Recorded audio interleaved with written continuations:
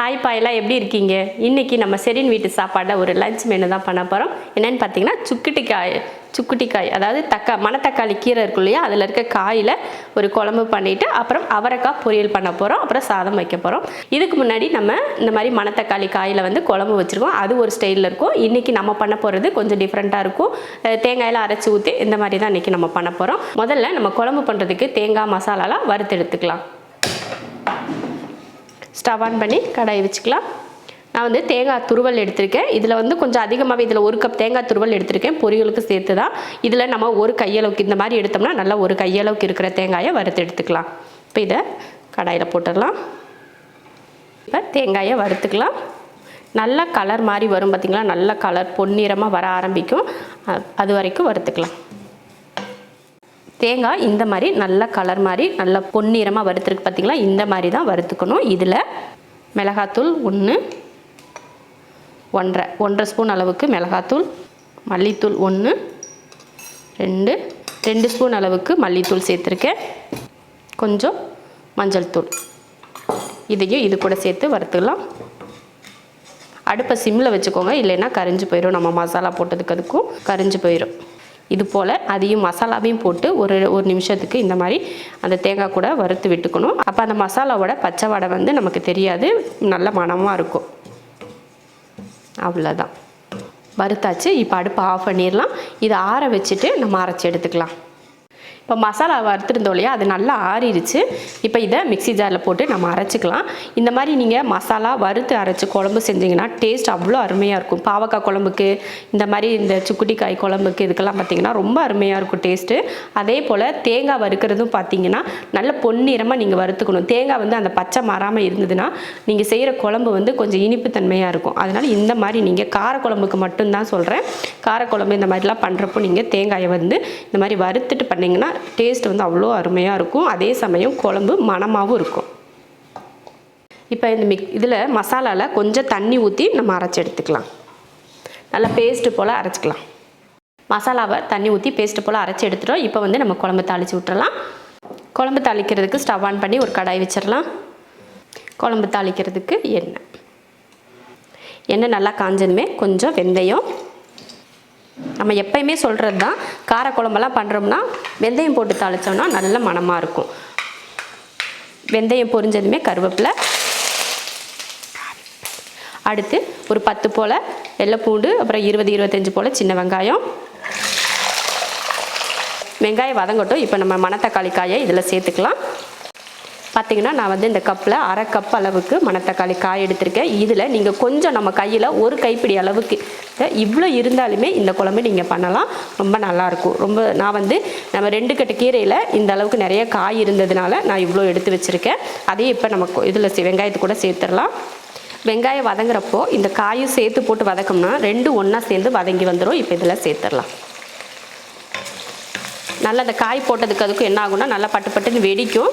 நீங்கள் மூடி வச்சுக்கோங்க. இந்த மணத்தக்காளி காய் வந்து நம்ம கோயம்புத்தூர் சைடெலாம் பார்த்திங்கன்னா சுக்குட்டி கீரை, சுக்குட்டி காய் அப்படின்னு சொல்லுவாங்க. மற்ற ஊர்களெலாம் பார்த்திங்கன்னா மணத்தக்காளி கீரை, மணத்தக்காளி காயின்னு சொல்லுவாங்க. எனக்கு இந்த ஊரில் சொல்கிற மாதிரியே தான் பேச்சு வருது. அதனால தான் இடையில சுக்குட்டி காய் அப்படின்னு சொல்லிடுறேன். இப்போ இதை நான் மூடி வச்சிட்றேன், ஏன்னா தெறிக்க ஆரம்பிச்சிடும். அந்த காய் வந்து அந்த சூட்டுக்கு வந்து வெடிக்கும் பார்த்திங்களா, அந்த வெடிக்கிறதுனால நல்லா வெளியில் வந்து பட்டுன்னு வரும். அதனால தான் மூடி வச்சுட்டேன்.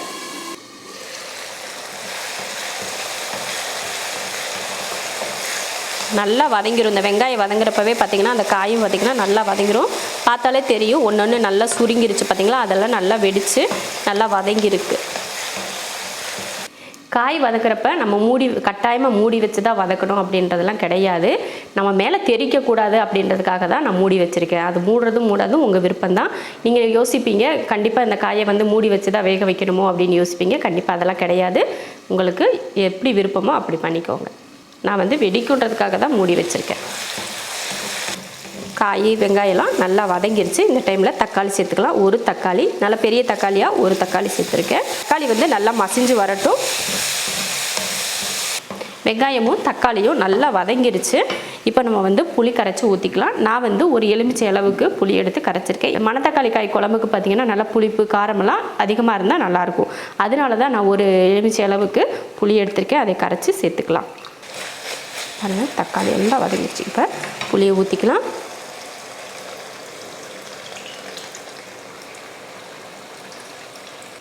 அடுத்து தேவையான உப்பு, அடுத்து மசாலா சேர்த்துருவோம்.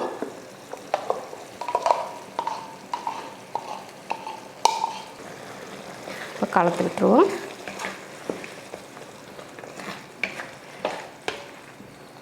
பார்த்திங்கன்னா தெரியும் குழம்பு வந்து ரொம்ப கெட்டியாக இருக்குது, அதனால் தண்ணி சேர்க்கணும் நம்ம இல்லையா. இப்போ குழம்புக்கு தேவையான தண்ணி சேர்த்துருவோம்.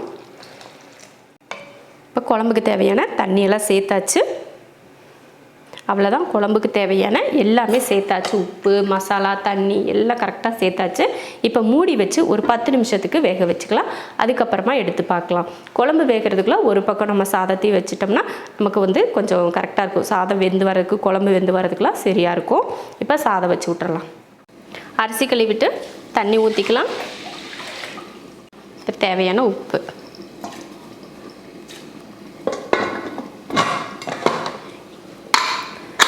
அடுப்பில் வச்சு 3 விசில் விட்டு ஆஃப் பண்ணிக்கலாம். குழம்பு வேக வச்சு பார்த்திங்கன்னா 10 நிமிஷம் ஆயிடுச்சு. குழம்பு நல்லா பக்குவத்துக்கு கெட்டி சேர்ந்து வந்துருச்சு பாருங்கள். ரொம்ப சூப்பராக ஒரு குழம்பு ரெடி ஆயிடுச்சு. இப்போ அடுப்பை வந்து ஒரு 2 நிமிஷத்துக்கு நீங்கள் சிம்மில் வச்சுட்டு அதுக்கப்புறமா இறக்கிக்கிட்டிங்கன்னா அந்த குழம்பு மேலே நல்லா எண்ணெய் பிரிஞ்சு வர ஆரம்பிக்கும். பார்க்குறதுக்கு ரொம்ப நல்லாயிருக்கும். அதனால் ஒரு 2 நிமிஷத்துக்கு அடுப்பை சிம்மில் வச்சுட்டு அதுக்கப்புறமா இறக்கிக்கலாம். பாருங்கள் சூப்பராக அழகாக பார்க்குறப்ப மேலையெல்லாம் நல்லா எண்ணெய் பிரிஞ்சு வந்திருக்கு பார்த்திங்களா. இந்த மாதிரி வரணும். அதுக்காக தான் ஒரு 2 நிமிஷம் நான் சிம்மில் வச்சுருந்தேன். இப்போ அடுப்பை ஆஃப் பண்ணிடலாம். சூப்பரான ஒரு மணத்தக்காளி காய் குழம்பு ரெடி ஆயிடுச்சு. நாங்கள் பார்க்குறதுக்கே அழகாக இருக்குது பாருங்கள். இப்போ குழம்பை இறக்கி வச்சிடலாம். இப்போ வந்து அவரைக்காய் பொரியல் பண்ணிக்கலாம். அவரைக்காய் வந்து நான் வந்து ஒரு 300 கிராம் அளவுக்கு அவரைக்காயை இந்த மாதிரி சின்னதாக வெட்டி எடுத்து வச்சுருக்கேன். பாருங்கள் இந்த மாதிரி அவரைக்காயை வெட்டி எடுத்துருக்கேன். இப்போ தாளித்து விட்டுறலாம். இப்போ பொரியலுக்கு எண்ணெய் ஊற்றிக்கலாம். ஒரு ஸ்பூன் 2 ஸ்பூன் அளவுக்கு ஊற்றிக்கிட்டால் போதும். எண்ணெய் காஞ்சதுமே கொஞ்சம் கடுகு பொரிஞ்சதுமே கொஞ்சம் கருவேப்பிலை, கொஞ்சம் வெங்காயம், ஒரு 3 பச்சை மிளகாய், இதை வதக்கிடலாம்.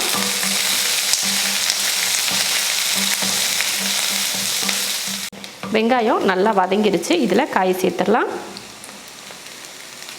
கொஞ்சம் மஞ்சள் தூள், கொஞ்சமாக உப்பு,